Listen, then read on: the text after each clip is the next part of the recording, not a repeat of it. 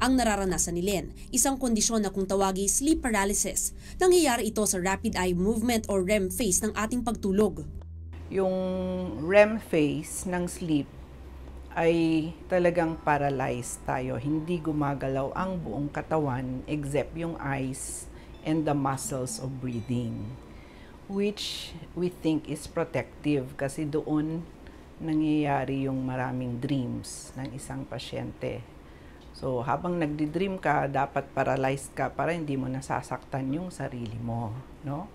So, kung you wake up na hindi pa, na nandun ka pa sa REM phase, yun yung hindi ka makagalaw.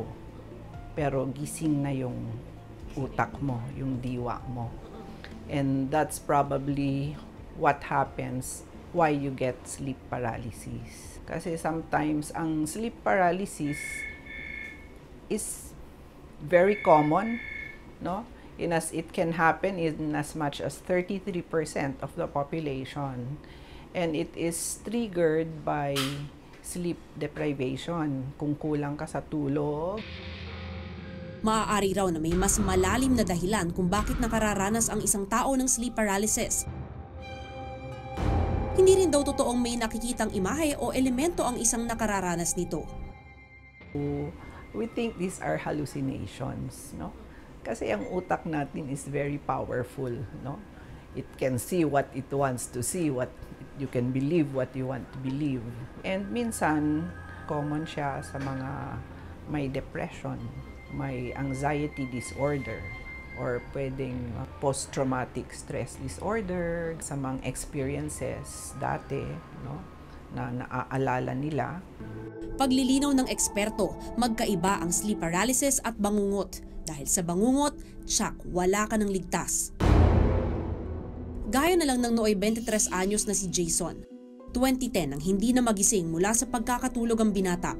Tatay, pwede po ba pakwento sa amin? Ano po nangyari nung gabi na namatay po si Jason? Alas 12 na yata ng gabi noon. Kumakain siya ng chicharon tsaka umiinom siya ng soft drinks. Ako, gising pa rin nga ako noon. Pero nung nakatulog na ako, kwento nung nasa labas kasi may nagiinuman yung anak ko at saka yung mga kaibigan niya sa labas ng bahay. Naririnig daw silang ungol. Tanghali na raw nang mapansin nilang tila hindi gumagalaw sa kanyang pwesto si Jason. Ay nakataob. Yung mga kamay niya nakatiko. Dinala ko namin sa ospital dahil iniisip ko baka buhay pa eh. Hinatid namin sa ospital. Pagdating doon, pinulsuhan ng doktor, patay na raw. Sa kwartong ito nakitang walang buhay si Jason. Dito po siya sa mismong pwesto na to, nakadapa po siya. Tapos yung braso niya nakaganon, tapos nakatas yung leeg. Tapos yung ngipin niya nakausli na. first time ba yun mangyari? Di mo na-experience pa na magkaganon yung kuya mo? May kinikwento na po siya sa mama ko na madalas na siyang binabangungot. Ganun. Tapos yung time na yun, siguro doon na nangyari. Base sa death certificate ni Jason, sudden and unexpected nocturnal death sanhi ng acute pancreatitis o bangungot ang ikinamatay ni Jason. Na-explain mo ba sa inyo kung anong ibig sabihin nito? Hindi nga eh.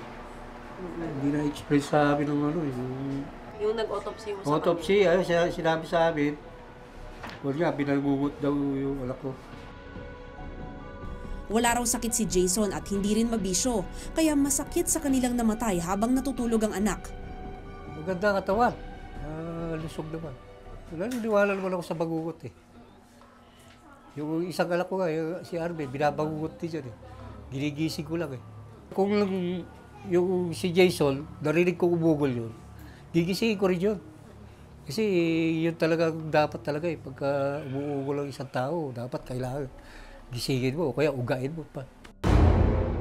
Ang bangungot ang tawag ay sudden, unexpected, nocturnal death.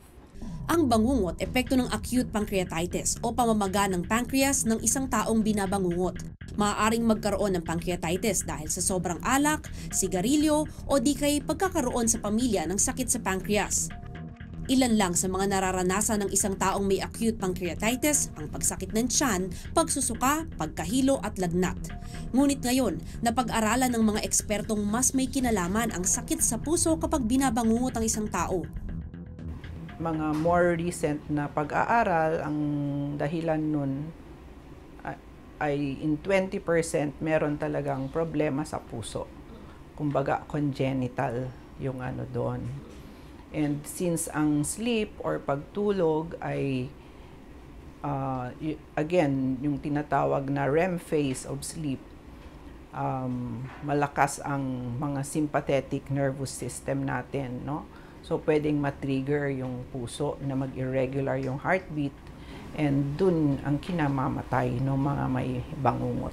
Yung tinatawag na sa pancreatitis, ganun, baka nagkakaroon din ng electrolyte imbalance, kaya naaapektuhan yung heart and they die. Unang-una, dapat sapat ang tulog mo, no? Hindi yung, ang most common cause talaga is yung kulang yung oras ng tulog.